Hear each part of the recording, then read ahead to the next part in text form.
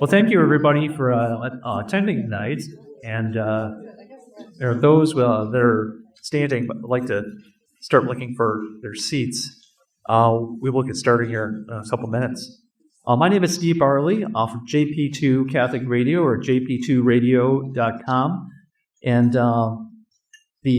once again, welcome to our Shroud of Turin presentation. This is our not opening weekend, but opening 2 days. We had a wonderful presentation last night by Jim, and this is our second night. And then we'll be exhibiting in there's other parishes that have already reserved this, and then in its diocese as well. If you want to break this presentation on exhibit to your parish, just go to our website at jp2radio.com/shroud, and also there you can enter. You can see it over there by the cap of thorns, but you can enter there for a raffle for a wonderful image of Jesus. And let's see. For those that are not familiar with JP2 Radio, we're a relatively small Catholic radio network, local here in the San Diego Diocese. We have AM 1450 is one of our main stations here in the Escondido, San Marcos area. We have 93.7 FM downtown San Diego, which we're actually expanding, and we have 2 stations out in the Imperial Valley, and so hopefully expanding.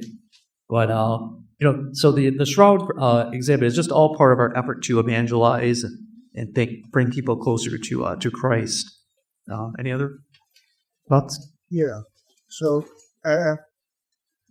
and after Jim talks tonight, you'll be able to go through and appreciate better our 41 panels here. And we created 2 guides. This one here has the 41 panels listed on it. So if you want to just jump from one panel to the other, it'll tell you what that panel's about. And then on the back side, there's probably a frequently asked question or important points about the exhibit, like the scientific part, the medical part, and the history. So you might want to take a look at that. If you're going to come look at which Jim will talk about a little later, is the actual full-size duplicate of the Shroud. This image was taken by a gentleman named Barry Schwartz, right? And he spent a lot of time, and Barry was part of the Shroud of Turin Research Project, and so he was a photographer there, and so he made sure that this shroud duplicate here is exactly the way it should be in terms of the light and the hues and everything else that goes to it. So you almost look at this, you'd be looking at the actual shroud itself. And so we have a shroud guide, which will go through, and you can pick one up in the back there. The shroud guide tells you all the little important details about the shroud itself. And then, of course, you could take a look at the negative there along this card, and you'll learn a lot more about the shroud. Other than that, I'm going to turn over to Jim. You got to give him the bio. Thank you, Raul. And Raul is the founder of JP2 Radio, so just so you know. Okay, so Jim Bertrand, we're very pleased to have Jim speak again tonight. Jim has taught high school science for 39 years, and with a master's degree in education. He is an affiliate of the Turin Shroud Center, headed by Dr. John Jackson in Colorado Springs. Both Jim and his wife they have 6 adult children, and they have been married for 39 years. They reside in Lincoln, Nebraska, where they attend St. Peter Catholic Parish. Jim has been invited to give this presentation across 47 dioceses and 29 states in the last 10 years. Jim's mission is to provide factual information on the Holy Shroud for the edification of souls and the greater glory of God. He wants you to know that as a certified presenter for the American Confraternity of the Holy Shroud, he does not make any money from doing this. All donations are forwarded to support the Turin Shroud Center in Colorado Springs, which provides the research for the presentation you will now see. Thank you. I have prayed a novena for each one of you these last 9 days, that we would open our hearts to what is the message that God wants each of us to gain by contemplating His image on Shroud. And the tone of this presentation is not going to be limited to science alone. You know, we're a body and a soul, and by uniting truth with the human heart, we can nurture both. The presentation will be an overview of this recently completed document. It represents over 4 decades of research, took tens of thousands of hours to assemble, and it's summarized for you in these 40 panels, and then it's explained in this PowerPoint. So there's a consistency between that book, these panels, and what you're about to see from the Air Force physics man, Dr. John Jackson. Here's the format we're going to follow. You could read that.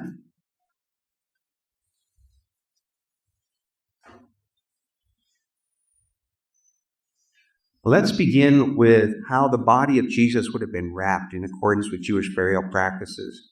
It would be typical to place the body on a long sheet, open at the feet, or around the head, so that both ends of the open sheet were down at the feet. And how are you going to keep that on the body? Okay? You take a long strip and tie it around the chin, a couple times around the torso, down to the legs, and then down through the feet. And then this is the way Jews have been burying their dead for thousands of years. So this is what Jesus would have looked like as well. Now, sometimes people have a hard time looking at this and making, what am I looking at there? Where's the head and things like that. So this is a high contrast image of the shroud. Can you see the face there? It's kind of side, I think everybody can see the arms pretty clearly, right? So there's the front half of the body, and there's the back half, all right? And what I'm going to do now is I'm going to shift from this image to the real shroud. So if you're going to have stare face there, okay, it's a very faint image, isn't it? The shroud itself is 14 feet 3 inches long by 3 feet 7 inches, which is exactly 8 cubits by 2 cubits. And the standard cubit believed used at the time of Christ was a Syrian cubit of 21.7 inches, right? And what we're going to be doing is going to look at both these halves in 2 different slides. The brown lines you see are scorch marks from a fire. And the shroud is folded into 16 layers. And during the fire, a hole is made on the top of it from some melted silver. And that's what these 16 patches are, you see there. We'll get to that later. Hey, let's go off some features of the shroud here. We look at the Gospel of Mark. We read this.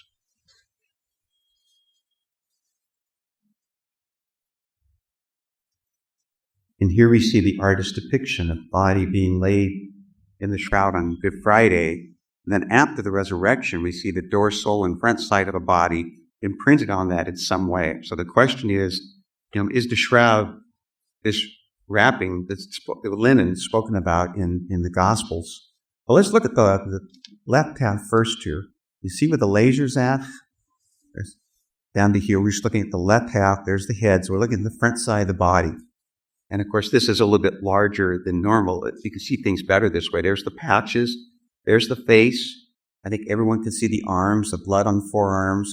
The blood on the wrist there, that is an exit wound. That's where the nail would have come out. That would have been up against the cross. The point of entry is still an open question. These are some water stains here from a fire that came well before the 10th century, we believe. You see the hands there. This is a blood wound, we believe, when the lance went through his lung and heart, and this is the blood and water that gushed forth. Forensics tells us that the man in the shroud was about 5 feet 10 inches tall, weighed about 170 pounds. Now we're going to look at the right half. This would be the back side. The body would be laying down here looking up at you. You see the blood wounds from the back of the head. It's the cap of thorns.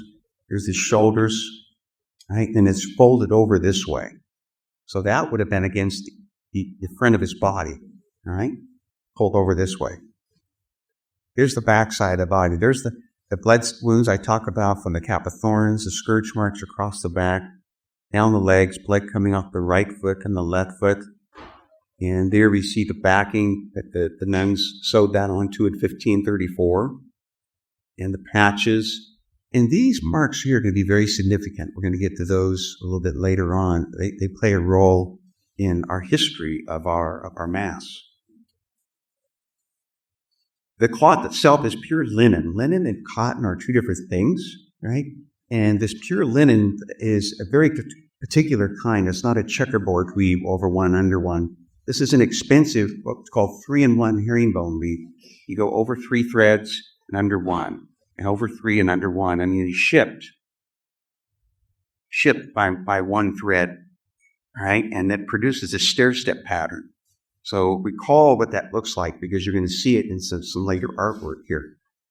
Okay, getting people oriented to these two images. Sometimes you look at these and say, where did these come from? Okay, this is the cloth image, right? That is what we see right here. Now, if we take a picture of that with an old camera,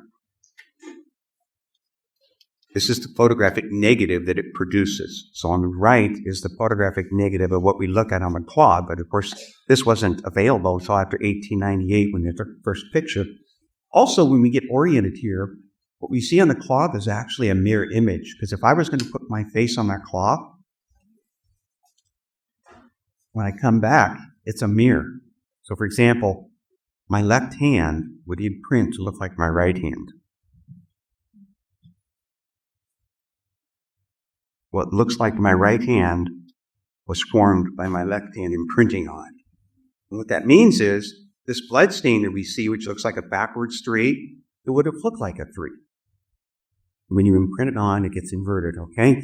And what's dark here, that the nose is very dark, it's very light, right? And notice there's no side images. Looks like somebody drew a line there, there's no side images. We'll have to account for that when we address the question, how was the image formed? And this thing up here at the top, that is not a water stain. That is not the top of the head, I should say, okay? That's not the top of the head. That's from a water stain that was made at another period of time. You see these water stains across there. So when people see that, sometimes they think that's the top of the head, but that is not the top of the head.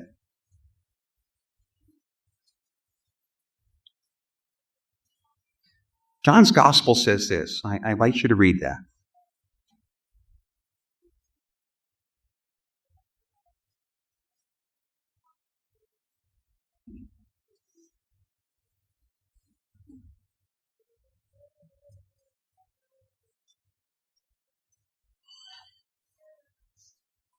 It talks about the scourging, and we see these scourge marks across the back there. Now, the scourging would have been done with a flagrum. There are currently 4 flagrums on display in a museum in Rome. It's believed this one matches the wounds, because the wounds we see on the shroud appear as 2 round balls, these dumbbell things you see here. Right? Each lash would have produced 3 sets of 2. But this is one type of crucifixion now we've unearthed outside of Jerusalem. There's a second type you'll see later. And here we see the scourge marks across the back. You see the round dumbbell there, and one there, and there, and there. And the forensic evidence shows that this beating was very restrained. We count at least 372 wounds on the body, 153 on the front, and 219 on the back. But that is a low estimate, because you see there's no side images on the shroud. And surely there would have been wounds along the side. So that's an estimate. It would have been more than 372. And if we recall what was said in the book of Isaiah, chapter 50, verse 6, I gave my back to those who beat me, my cheeks to those who plucked my beard. His beard has been pulled out. You see the beard here? That black coal soles has been ripped out, and perhaps some missing there as well. My cheeks I did not shield from buffets. If you compare those 2 cheeks, why is this one lighter? Well, the nose is up against the cloth, right? So those parts of the body that are closest to the cloth are going to come out lighter, right? And those further away, like the eyes, a few millimeters, are going to be darker. The forensic pathologist for Los Angeles County has analyzed this. He notes that the right cheek shows a significant swelling. It's puffed out, it's tight against the linen, and that's why you see that lighter color there than here. So I gave my back to those who beat me, my cheeks to those who plucked my beard, my face I did not shield from buffets. That the shroud is a physical manifestation of how that prophecy was fulfilled. Next, we're going to analyze these 4 areas of the body in terms of the wounds that our Lord would have suffered, beginning with the frontal image of the cock of the body. Here you see the face. We see the scourge marks across the chest. This is a watermark that came, we think, in earlier centuries. Those 4 triangles are these 4 patches. Okay? And right there, that white area, that is the blood. And it's in the right side. And our Lord was supposed to be pierced in the right side. When you lay up against the cloth, it's going to appear like it's on the left side. The blood looks like the left side here, but like I showed you on the inversion. And the analysis of this under ultraviolet light, there's halos showing that the separated blood had already occurred by the time this happened. So he was truly dead. Blood and plasma had separated, and the blood and water can be seen with it'll fluoresce underneath ultraviolet light.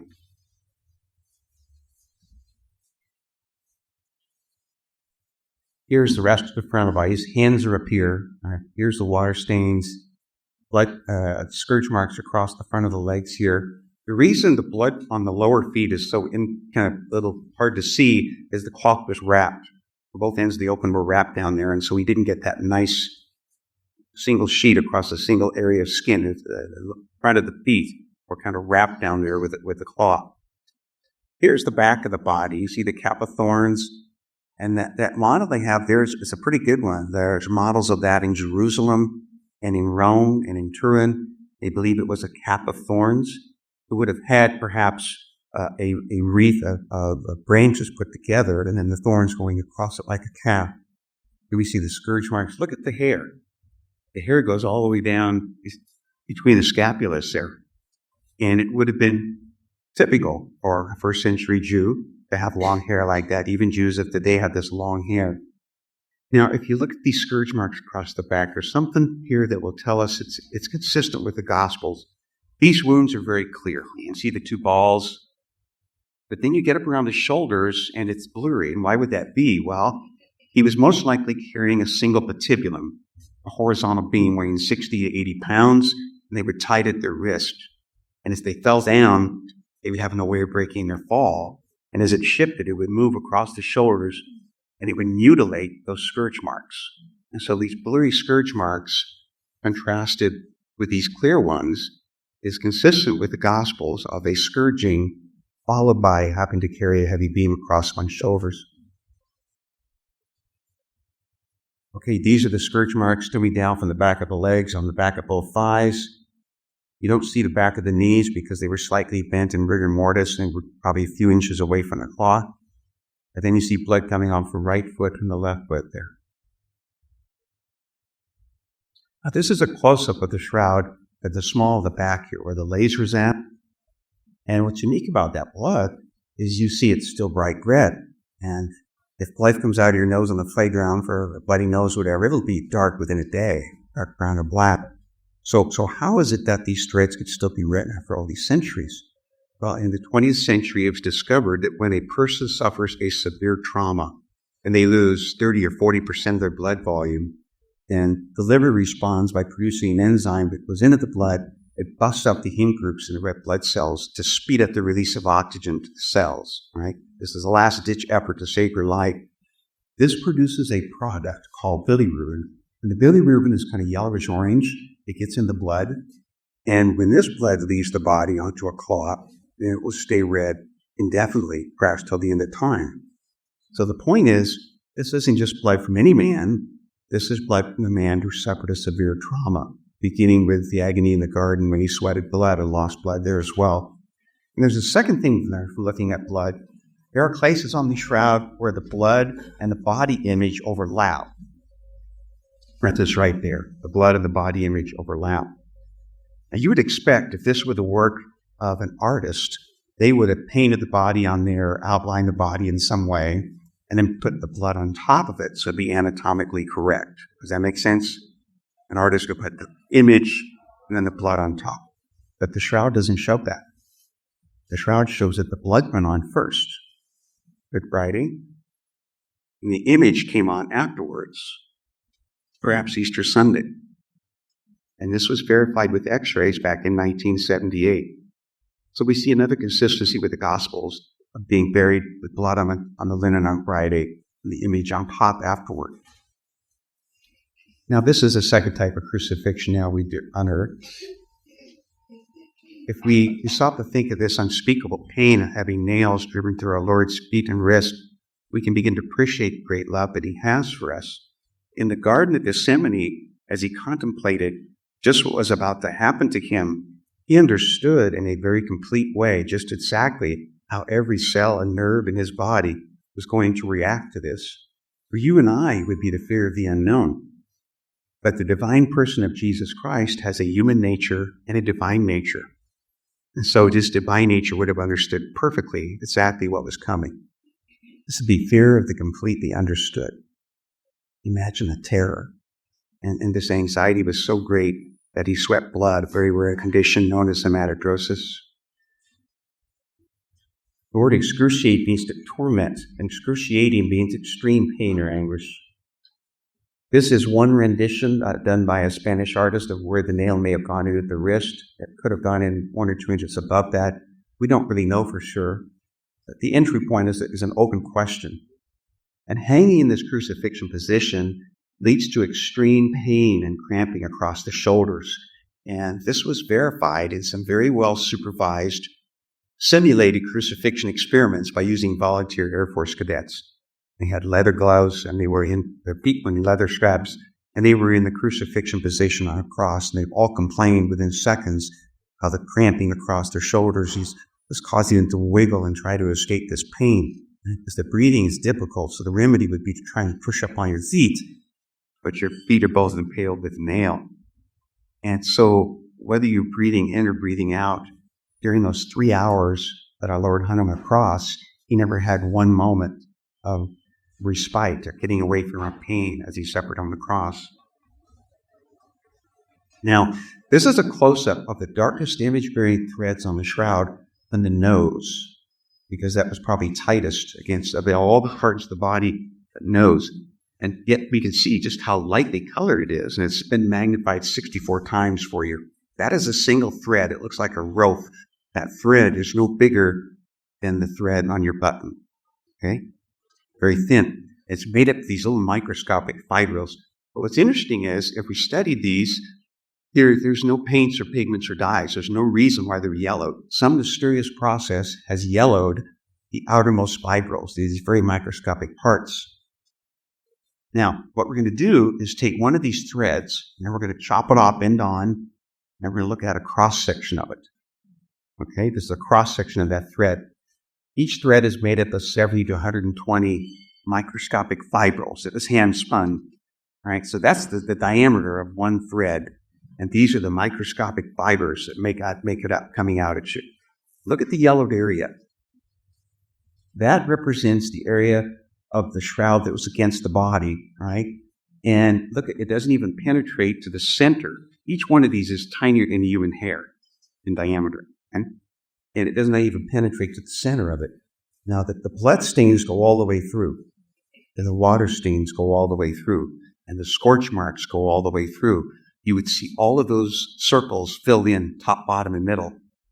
But the image is just very, very superficial. And on a real shroud, if you're within 6 or 8 feet of it, you can't see anything. And that's something that a replicas, as good as they are, can't duplicate. That superficiality. Okay? So how thin is this? Well, it's been measured about 0.2 of a micron. And to give you an example of how tiny that is, a paper clip, that's about 1 millimeter. Okay? There's 1,000 microns in a millimeter. And this is 0.2 of 1 micron. So that yellowed layer is 1/5 of 1/1000 of 1 millimeter. And this is superficiality that we simply cannot replicate today. Somehow it's on the shroud that way.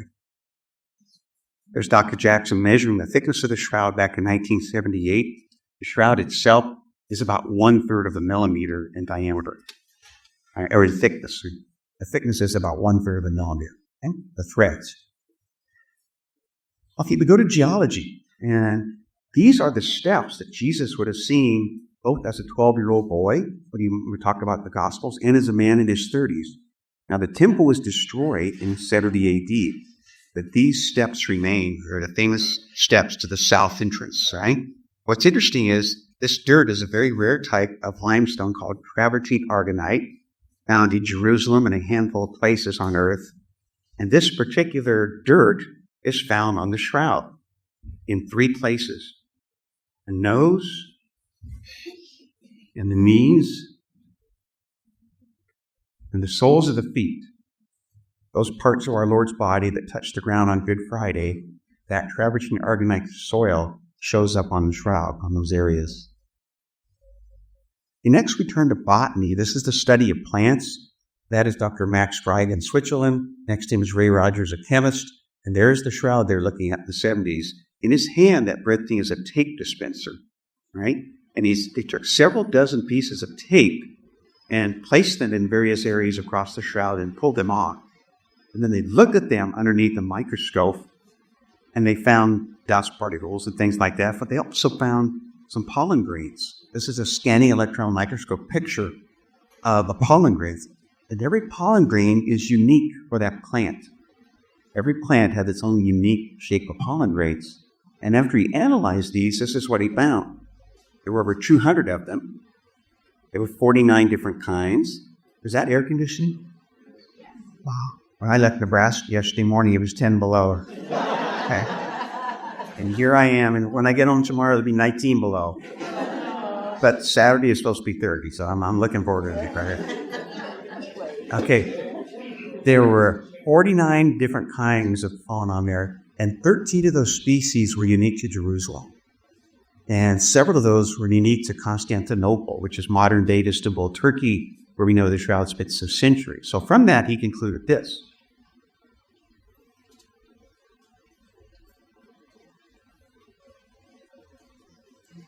Those pollen grains traced from the Holy Land to Turkey to France and to Italy. And we believe that's where it went in its travels. Okay?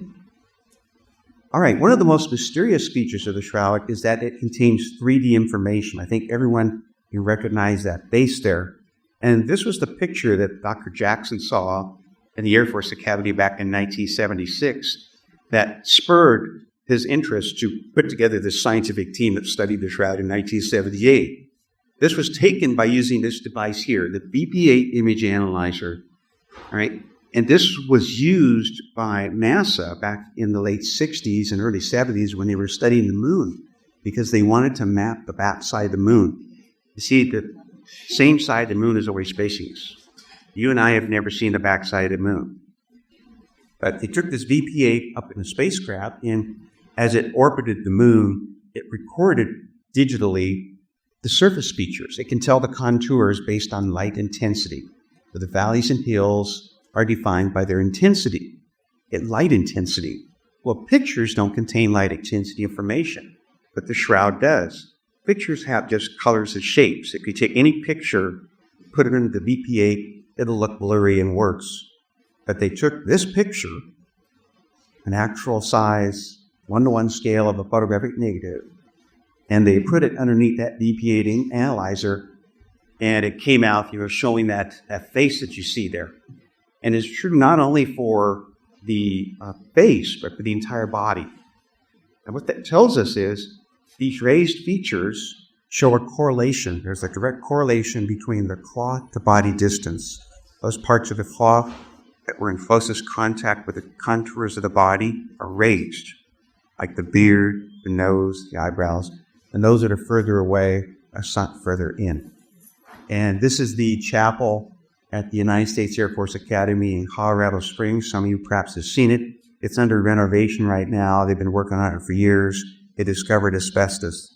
I don't know when they'll be done with it, but the reason it's on here is that there used to be a 3D model in the basement of that chapel. It has since been moved to his parish in St. Gabriel's in Colorado Springs, and now it's being housed in St. Francis Church. So if you ever pass through Colorado Springs and want to visit St. Francis Church, there's a little shroud display, and there's actually a growing number of shroud displays around the country.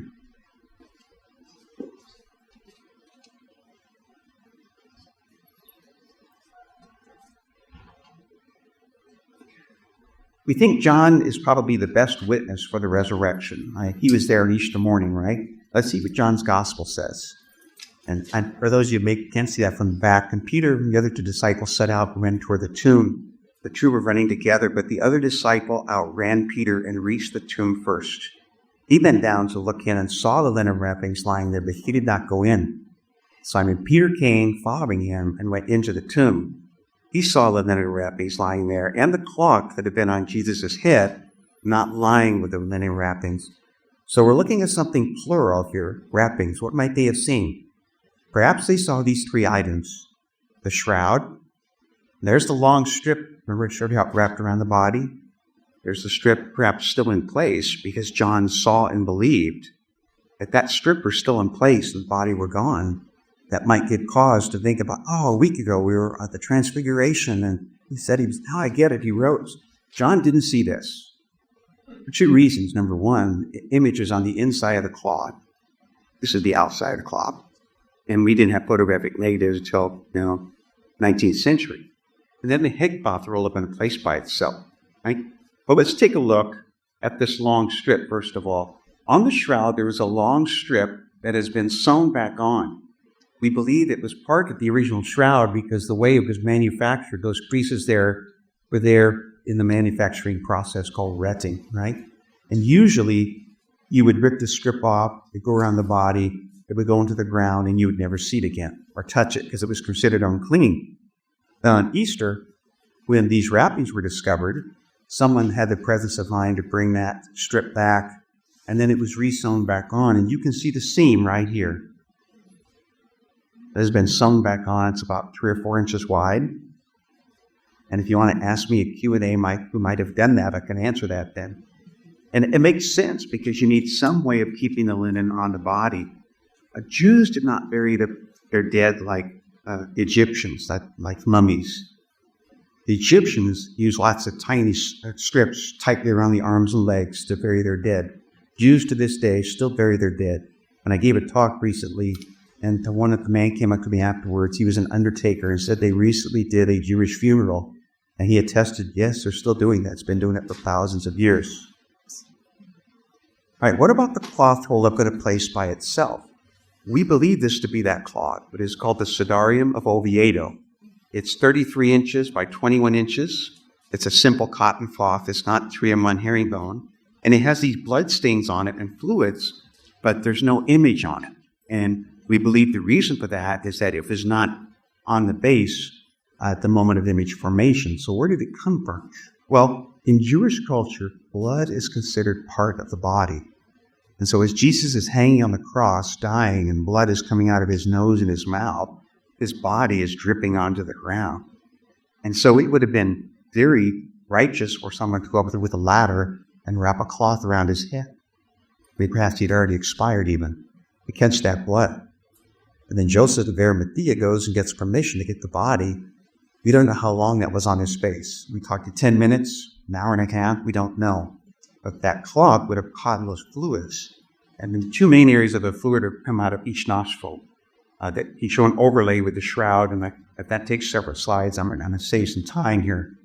So they take him down your cross, and they carry him from Golgotha to the Holy Sepulchre. In today, that is called the Edicule. It's a little church within a church.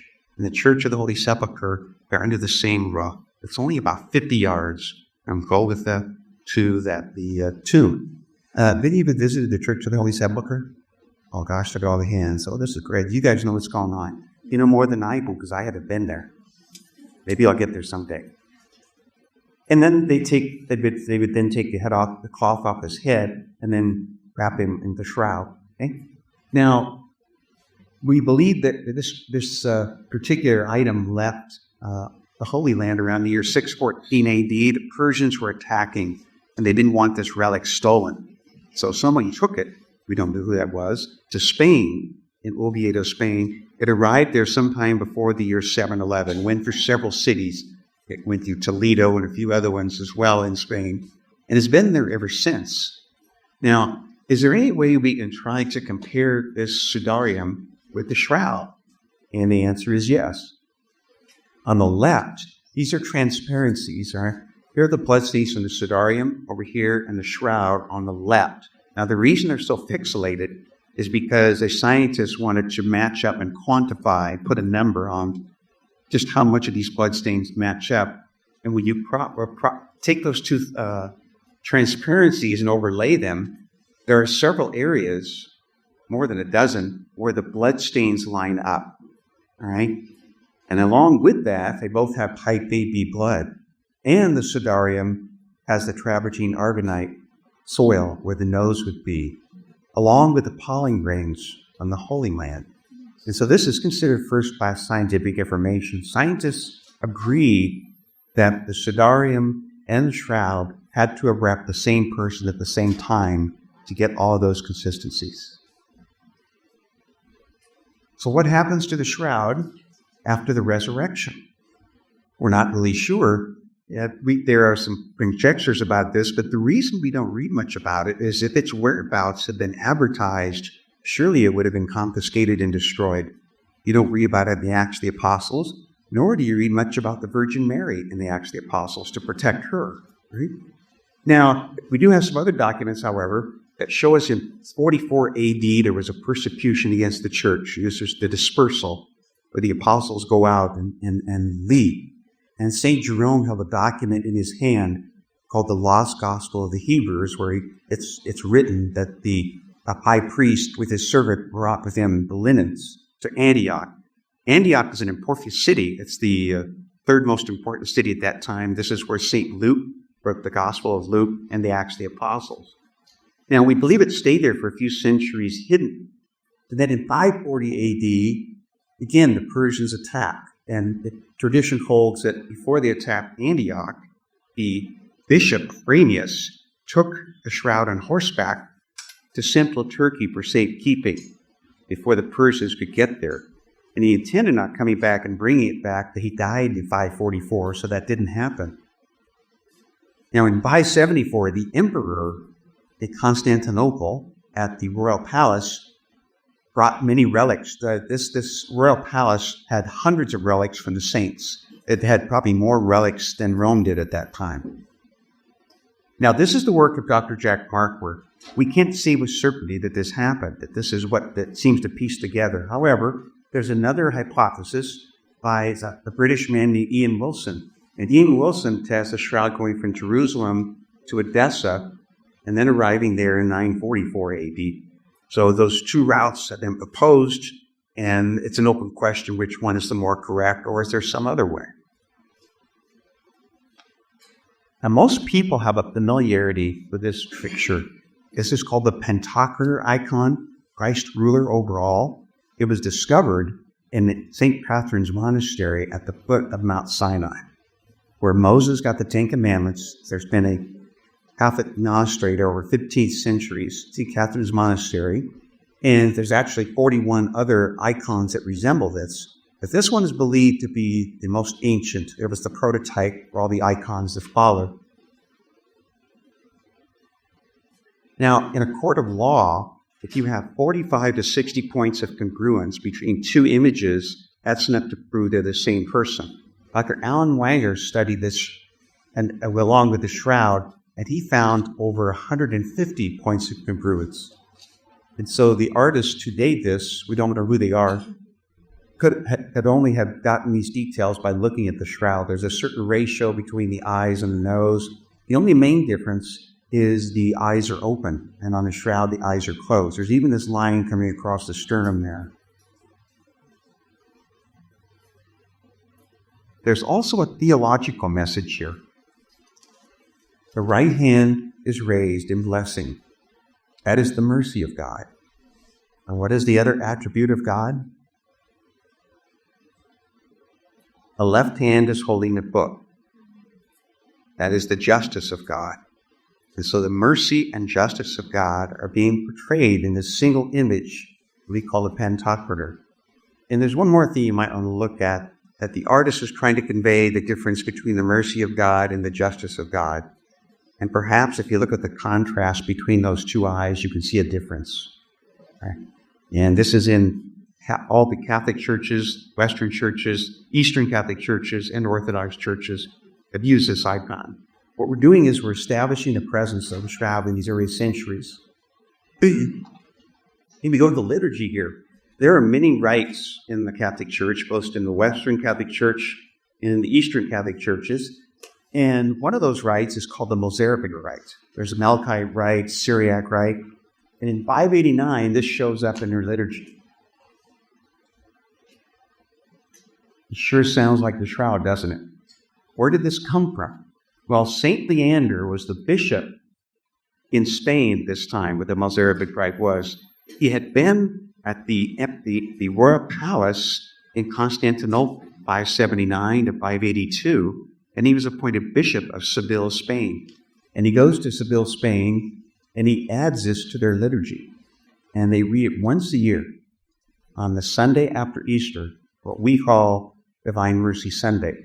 And this year, in 2025, Divine Mercy Sunday will match up with that reading because we're both celebrating the same Easter this year of all the Orthodox churches. Now, this coin here is called the Justinian Solis coin. It was minted in 692, and it shows a remarkable resemblance to the shroud, even with the eyes closed that you see there. There's a professor, Giulio Bonti of Padua, Italy, analyzed this coin and 12 different features. The asymmetry of the face, the left cheek is not like the right cheek, the eye width to nose ratio, the hair up here, and this line coming across the sternum. And he mathematically calculated that the odds of someone getting this right without seeing the real shroud are inestimably low. But if you get all 12 of these traits right, which is what this artist did, the engravers, he concluded with greater than 99.99% certainty that the shroud, whoever made that coin had to have been looking at the shroud to get all those things correct. There were actually many coins that looked like this minted in Europe throughout those centuries, but none of them match up the shroud as well as this one. This one was minted only in one place, Constantinople. And that's why Dr. Jack Marquardt believes the shroud went through Constantinople, because their engravers got the coin right. And Edessa, it didn't arrive till 944. That was called the Mandilia. It's still an open question, but it does provide compelling evidence that this artist, this engraver, saw the shroud in Constantinople. If you go to the year 1192, this is called the Prague Codex, or the Hungarian Prague manuscript. It's a piece of parchment 10 inches by 6 inches. It is the oldest surviving parchment in the country of Hungary, and it is currently in a museum library in Budapest. And the artist is showing us Good Friday and Easter Sunday. And in the Good Friday, we see there's the body with the right hand over the left, which is what we see on the shroud, right hand over the left, and only 4 fingers visible, which is what we see of the shroud as well. Down here below, there's some other details, though. Easter morning, there's the angel pointing to the cross. The body's gone. These red crosses are thought to represent blood stains, right? There's the women writhing at the tomb. And inside that circle, we enlarge that. You had to get over here. That thing worked here. There we go. There are 2 details in there. You remember when I showed you the 3-month rainbow weave, the stair-step pattern? The artist is showing a 3-in-1 rainbow weave, which is very, very rare. We believe they had to be looking at the shroud, because if you look at those holes and you match those holes up to the shroud, it's a pretty good match. And we find these holes right there. You can see them where the laser's at. And I'll show you the next slide here. There are the 4 locations of those holes. Now, the shapes and size of those holes, we can extrapolate how the shroud was folded. This looks like the letter L. If you fold it down, it's an upside down now. So it would be folded over this way. This is a backward 7. This is a forward 7. And when you fold it that way, those holes will all match up. So you fold it in half. Now it's 8 cubits by 1 cubit. Fold it in half again. Now it's 4 cubits by 1 cubit. And to show you what that looks like, set this up here.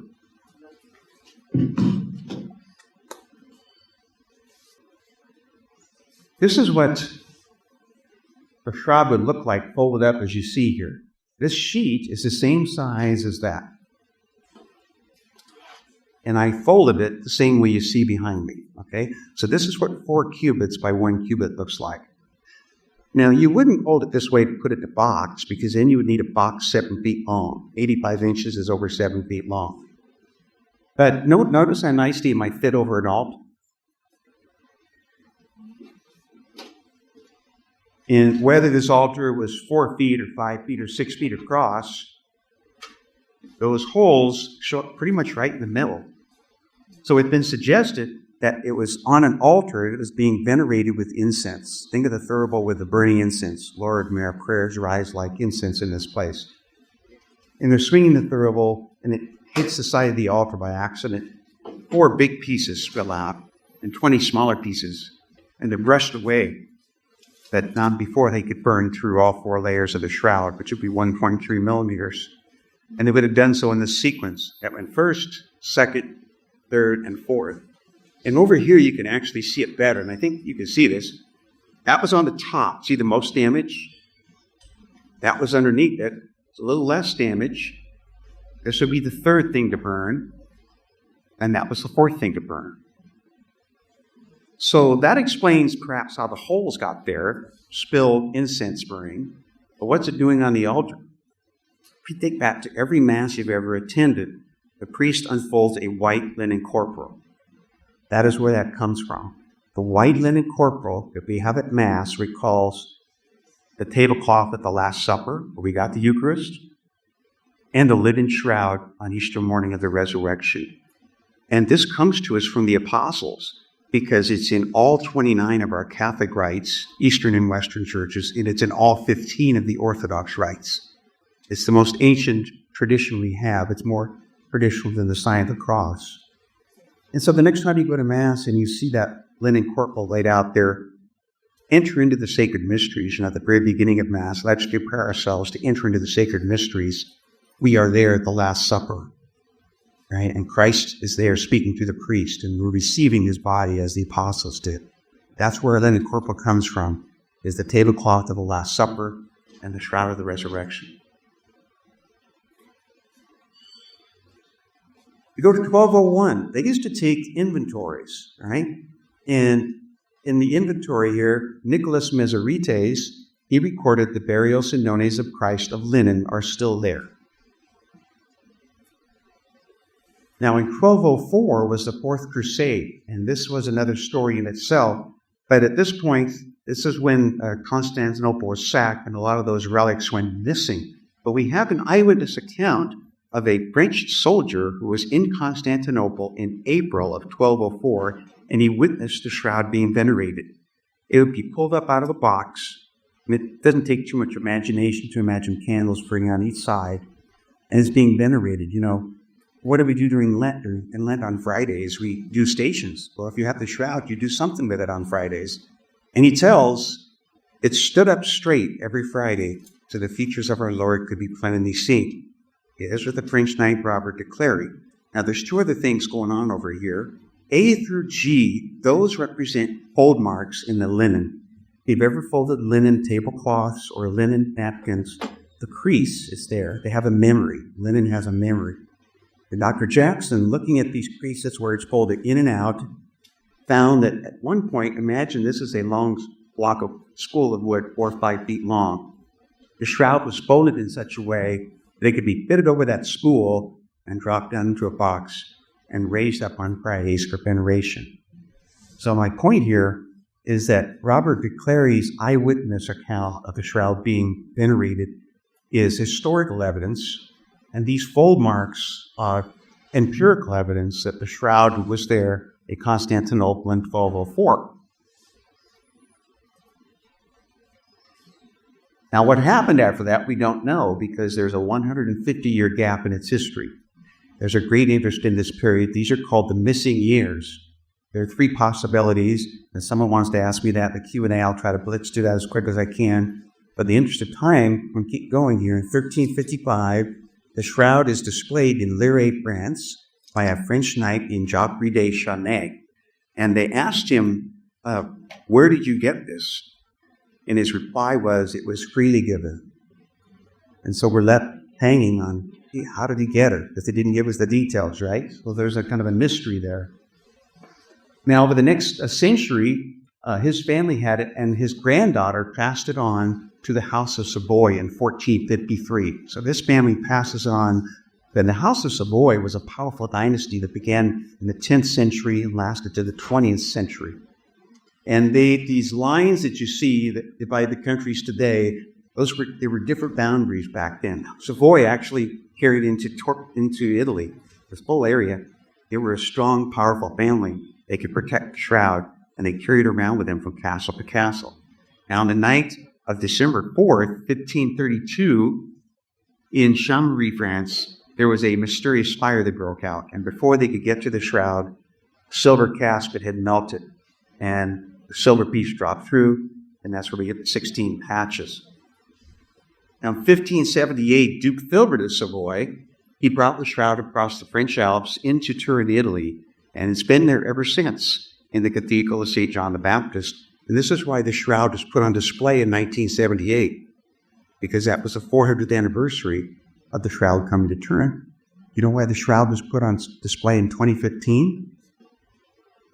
That was the 200th anniversary of Turin's greatest saint, St. John Bosco, 1815 to 2015. Now, this is the Cathedral of St. John the Baptist, and it was completed in 1594. This is where the Shroud is at as we speak. And over the next several centuries, the Shroud was brought up for special occasions. Notice the way it's being held at those corners. The corners are missing.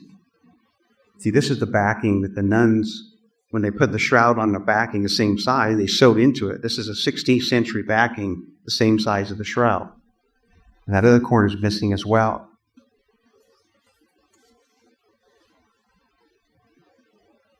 And every public display added further contamination to those corners. They were the most contaminated areas of the Shroud.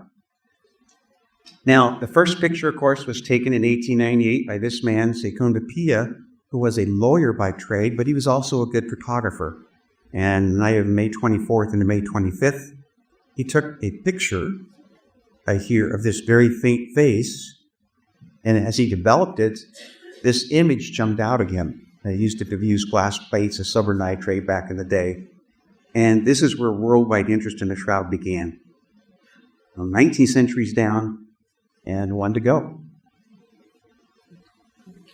1978, entered the Shroud of Turin Research Project.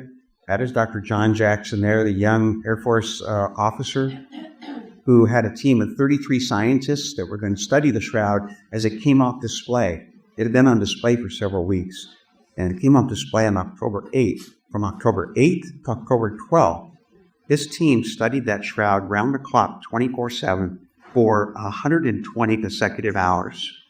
And the team itself only had 3 Catholics on it. There were 3 Jews, there were some Protestants, there were some atheists. And they weren't trying to prove the resurrection. They were trying to answer the question, how was the image formed? And they brought literally tons of equipment, X-ray equipment, analysis equipment, infrared spectrometry, extensive microscopic and photographic equipment. And to this day, that study is the most complete data gathering they've ever had in the Shroud. It was done well. It was published in National Geographic in 1981. It was very transparent, and there was kind of a surge in interest in the Shroud back then. Here's some of the places they came from. I won't read all those to you, but they came from some pretty prestigious organizations. The atomic bomb. This is NASA. They were specialists, anatomy to X-rays and everything in between. And for the next 3 years, they published their data in 20 professional scientific peer-reviewed journals. And at the end of that time, they were ready to give their summary. And the summary itself is some 70 pages or so. This is just a snippet of 3 of the most important sentences. If you only remember one slide from this is the most important slide. Right? This is an example of good science. It has withstood the test of time and intense scientific scrutiny. They couldn't explain how the image was formed, but they did confirm there's no paints, pigments, or dyes. on the image-bearing fibers. There's nothing to make it up. There's no stuff. Something happened to yellow them. Some of the fibers are yellowed, perhaps dehydration is something. Secondly, for that reason and many other reasons, the three-dimensional nature of it, the superficiality, we know it's not the work of an artist. And thirdly, it is not a natural process. It just happens on its own, or we could easily do these just wrapping a pig in a blanket and open it up 2 years later and seeing an image. It doesn't happen that way. So it's not a natural process, and it's not the work of an artist. So, what else is left? And that's where people can ponder that and come to their own conclusion on that. Over the next several years, next couple of years, I should say, the Shroud was passed on from the House of Savoy. This is the last king of Italy, King of Bertrand II. And he became king in May of 1946. The Italians had a vote for a government. His father passed the throne to him, and the people of Italy voted for a different form of government. So he moved to Portugal, and he died in 1983. So what's going to happen to the Shroud? Well, in his will, he had deeded the Shroud to Pope, the Holy See, which at that time is John Paul II. And so now, for perhaps the first time since Easter morning, the Shroud is in possession of the successor of Peter. And then it was Benedict's, and now it's Francis. On the night of April 11th, which just happened to be Good Friday, what a coincidence. This is the Cathedral of St. John the Baptist, and normally the Shroud is displayed right under where those flames are burning. Just some days prior to this, they'd removed it from the main altar into a bulletproof case anchored in some stone along the wall because they were going to put some scaffolding up to work on the roof. And lucky they did, because the fire was burning that night. And as the fire's burning, to rescue it, this is Mario Trematore. He took a big hammer and pounded and pounded and pounded. I don't know how many strokes he took. It might have taken 100 or more, because this is bulletproof glass. This is not plexiglass. This is bulletproof glass. And he eventually makes a hole big enough. And after midnight on Holy Saturday, they rushed the Shroud out of the cathedral. At this point, it was rolled up like a poster. And the next day, they unrolled it onto some tables to see if there was any damage from the fire. And unfortunately, the Shroud was not damaged. But the next year, the Shroud's whereabouts were kept secret because they were concerned someone was trying to destroy the Shroud. And that threat continues today. It was thought to be caused by arson. Right? And when I give this talk at grade schools, they'll raise their hand. Who was arson? A teachable moment there. Right? A new vocabulary word for it. This was the latest public display in 2015. It was shown in 1931, 1933, 1978, and 1998. They were shown 4 times last century. This century was shown in 2000, 2010, and 2015. And when Benedict displayed it in 2010, he said, we'll display it again for the holy year 2025. But of course, as you know, Benedict XVI has passed away, and Pope Francis owns it now, and it was not announced this year that it will be displayed. So when is it going to happen? It's an open question. I don't know when that might be the next Pope around.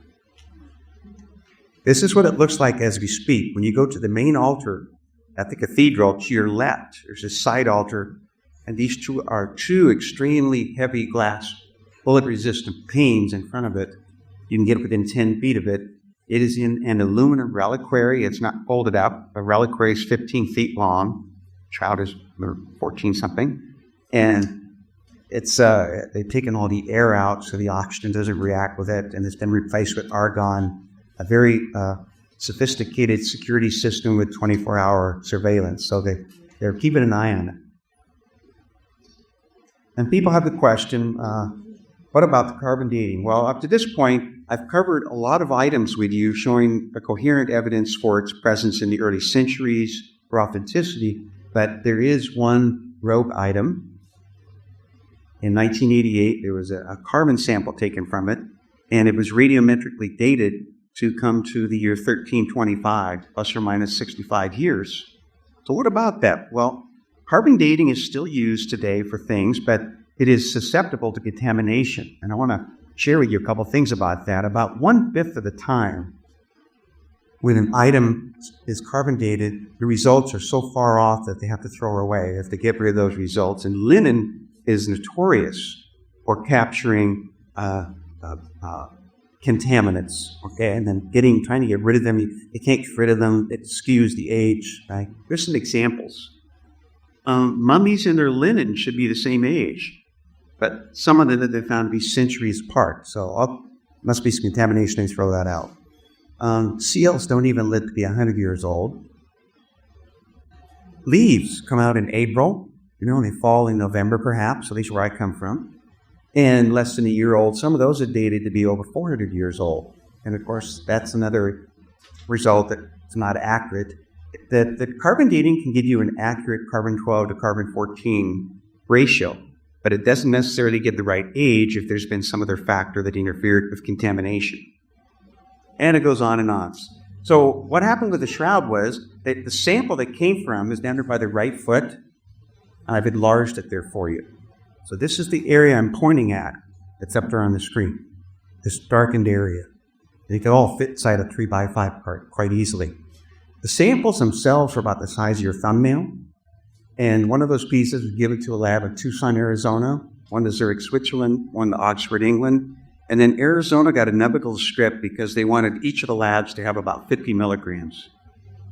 And the problem is, when they published their paper in 1989 in Nature magazine, it did not publish the raw data. What did the instrument say? For instance, I said it's hot out. It's 83 degrees, 97 degrees, 114. What's the number? What's the raw data? It did not publish the raw data that the instrument said. They simply gave these estimates of the years. And so for years, this was debated. However, in 2017, Tristan Casabianca sued Oxford because they had all the data by what's known as the Freedom of Information Law. It's an international law. So Oxford gave the data, and after looking at this data, we discovered there's a very significant skew as you look at these pieces. These pieces, remember, are only about 1 inch long, and every inch it gets almost a century younger, 97 years. So imagine I've got a thread 8 inches long, and I tell you that, well, this one is 1200 AD, the other one is 500 AD. Could that be correct? No, this thread has the same age. How could you have such a discrepancy of a century every inch? But this wasn't known in 1988, right, in 1989, but we know now that it has been. But because of that, in the scientific world, the radiocarbon date is no longer an issue because it's been declared invalid. Objectively speaking, it's called significant deviation. And it's just simply a mathematical formula where you draw the line of this is acceptable and this is unacceptable. And their data was unacceptable. So the carbon dating is no longer an issue, but that wasn't shared with the general public, all right? And now you know. Most people are not aware that there's other alternative dating methods that have been used. These were published in 2015 by Professor Giulio Fanti of the University of Padua. And these three methods, although they're newer, some have been around for a couple decades, they placed the Shroud in this range, and they did share their data, and it was acceptable. I'm going to show you on a graph here. Down at the bottom is time, so there's 1000 BC, there's the first century, there's 1500 AD. That makes sense? There's time. Here are the three tests. This IR stands for infrared. They took samples from museums and collections of private collectors and had them carbon dated, and then they cross-checked it with this, and they showed a pretty good match. These were samples that were very well restored, taken care of, so to speak. So they used control samples, and they matched up against the Shroud, and the infrared put it in that range, pretty big range. The Raman spectroscope is a laser, and by putting a laser on something, you could tell that how much gets reflected, absorbed, how much degradation takes place. That laser put it in a big range. This third one is actually a mechanical test. Fanti designed an instrument where you pull apart the threads, and a newer thread will take more stress before it breaks. An older thread will break easier. That makes sense? Imagine the sensitivity of that machine. It's in his book I read. It's 25 pages describing it. Well, by themselves, they're all over, but you see where they overlap. They all overlap in the first century. And since that time, there's been a fourth test called the wide-angle X-ray scatter. You probably heard about it last year. It was actually done in 2022, but it made the news in 2024. And that fourth test also confirms this. We have 4 modern-day tests that are not subject to contamination, placed in the first century. We really wouldn't have anything to gain by doing another carbon dating test because we don't know what caused the problem in the first place. Why does it vary so much? And so until we can get that unraveled, there wouldn't be any reason to do another carbon dating test. 2 questions. How was the image formed, and where was it at during the missing years? And I'm not going to go over this, but I'm going to finish up just for answering that question. How was the image formed? Well, over the last 100 years, there have been 10 hypotheses that appeared in professional journals. And everything you read in these panels has been peer-reviewed. It's been very factual and accurate and correct for you. And I want to show you these. They're divided into 3 groups. Could a dead body do this alone? Was it just a sweaty face? The problem with that is, if it was a sweaty face,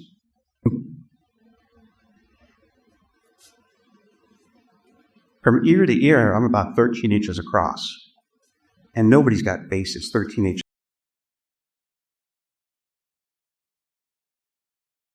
Gas one, because the gas goes in all directions, you'd have side images. So we throw those out. These 6 are what you typically see in Learning Channel. Like perfect photographs, but if you analyze them, you see, oh, they're not superficial, they go all the way through. Or there's no 3D information on it. It might look good, but they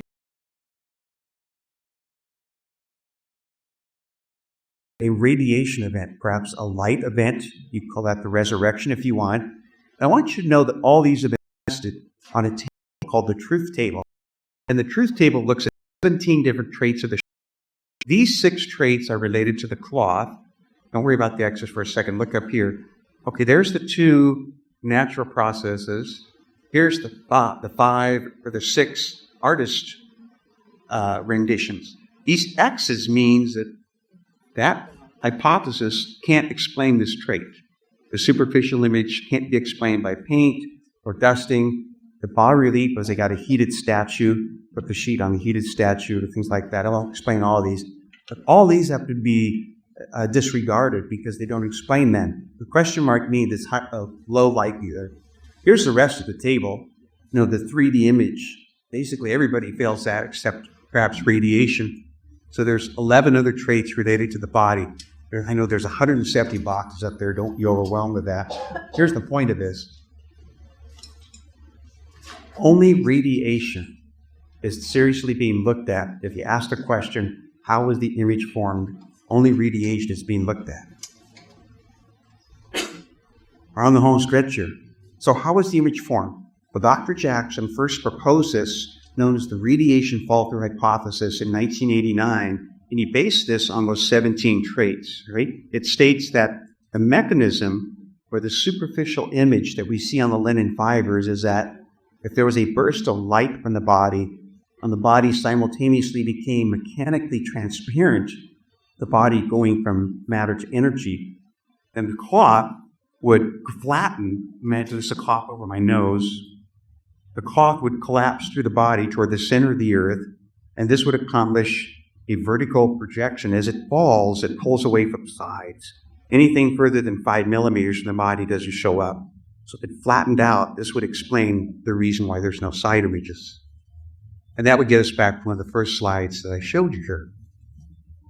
Now, I mentioned mechanically transparent. We all understand what mechanically transparent means. If we think how Christ appeared on Easter night, the apostles are locked in the upper room in fear, right?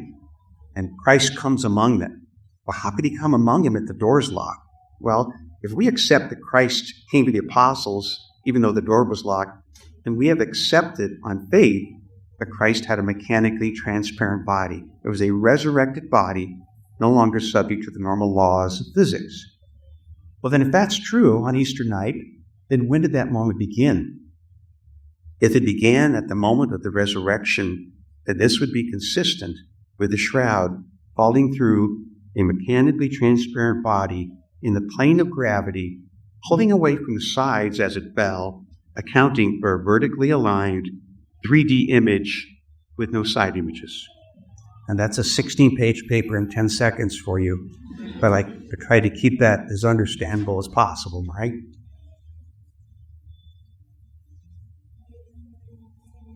Pope Benedict said this. I'm right at 60 minutes, it looks like.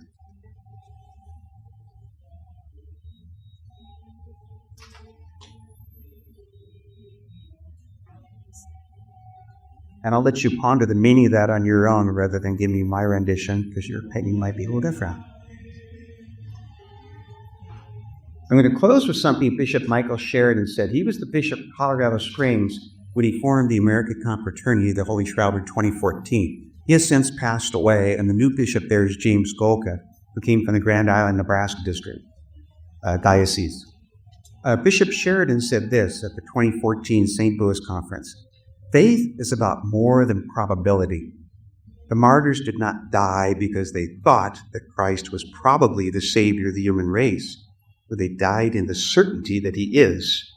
The difference between life and death is absolute, and to be so sure of something as to pay for it with one's own death is to be very sure indeed. Our faith rests on the reality of the resurrection and not on the authenticity of the shroud. But if it is authentic, then it is our most precious relic. You know, a week after Easter, Thomas said he wouldn't believe until he put his finger in Christ's side. And Jesus said to him, you believe, Thomas, because you have seen. Blessed are those who have not seen and believed. He's talking about us. We haven't seen, and we can believe without this. And, of course, Thomas exclaimed, my Lord and my God.